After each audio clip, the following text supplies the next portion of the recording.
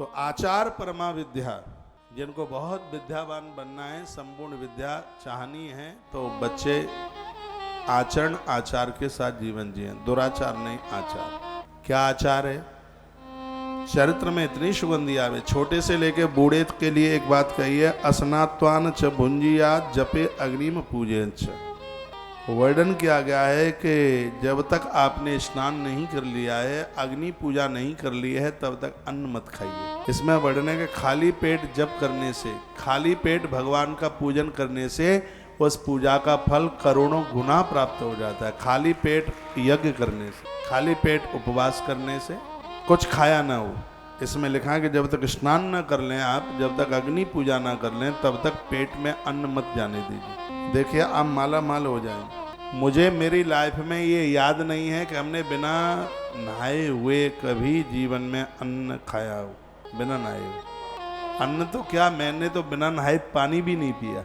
अन्न तो बहुत बड़ी बात हो जाएगी, बिना स्नान किए जल भी नहीं पिया। ये जो ग्रंथों में जो बातें कही जाती हैं, इसका हम लोग मनन करते हैं। आज बहुत आनंद है, जीवन बहुत सुखमय आनंदमय है, निरोगी जिंदगी जी रहे हैं। स्नात्वान च भुंजियात, जो स्नान किए बिना और अग्नि की पूजा किए बिना और जप किए बिना जो अन्न नहीं खाते हैं, उनके लिए वर्णन किया गया है कि देवता सागर पार नहीं बैठा है, उनके लिए देवता उनके सन्मुख खड़ा हुआ है। प्रभु उनके सन्मुख बिना स्नान किए, बिना जप किए और बिना अग्नि पूजन किए कभी भी भोजन नहीं करना चाहिए।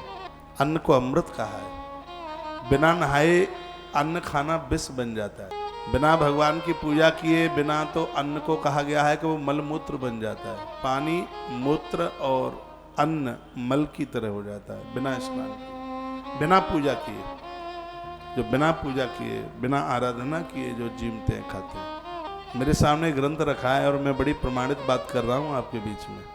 यहाँ बहुत बच्चे बैठे हुए हैं और बहुत बड़ी तादाद में, संख्या में बैठे हैं।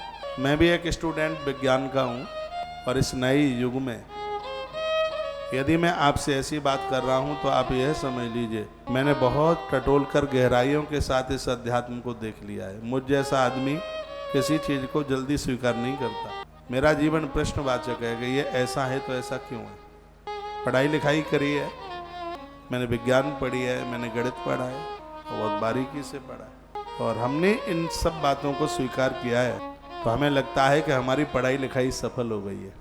कल कोई बेटी धर्म यात्रा में बोल रही थी, कहती है आज का युवा, आज की पीढ़ी, आज की नस्ल इन देवताओं को इतना क्यों नहीं मानती।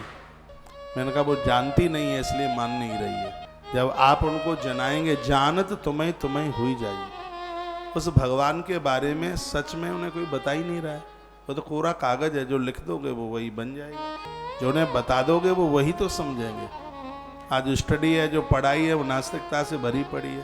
पहले जो कोर्स में, उसमें कबीर के कितने दोहे होते थे, रसखान के कितने सवैया होते थे, सुदामा चरित्र, परशुराम संवाद, ये सब किताबों में होता था। आज वह पढ़ाया जाता है जिसकी जरूरत ही नहीं। हमें वो चीज़ें पढ़ाई गई, हमें अलाउद्दीन खिलजी पढ़ाया गया, अब क्या करेंगे उसको। वो पढ़ाया जिसकी जरूरत नहीं, और जिसकी जरूरत है वो चीज़ें पढ़ाई नहीं जाती। बच्चे योग्य बने, शिष्टाचार बने। यदि कोर्स में ये पढ़ाई हो तो ये बच्चे अपने माता पिता को वृद्धाश्रम में छोड़ के आएंगे ही नहीं। ये तब होगा जब इनको गीता पढ़ाई जाए, ये तब होगा जब उनको कुछ पारमार्थिक धार्मिक बातें पढ़ाई। पहले का आदमी थोड़ा कमाता था, बहन भांजी सबका ध्यान रखता था।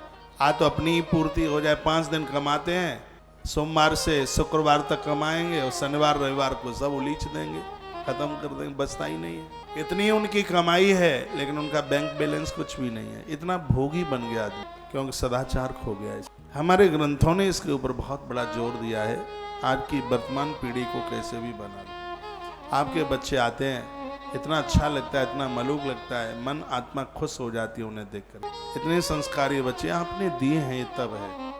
इनके ऊपर आपकी निगाहें, आपका वक्तव्य, आपका ध्यान नहीं होगा तो जिस घर में बेटियां जाएंगी उस घर का कबाड़ा कर देंगे। नहीं तो कहा है कि आपकी बेटी जिस घर में पहुंचती है, संस्कार दिए तो उस घर को स्वर्ग बना देती है। ऐसी बेटी पुत्री पवित्र किए कुल दो, ऐसी बेटी पियर और ससुराल दोनों का तारण कर देती है।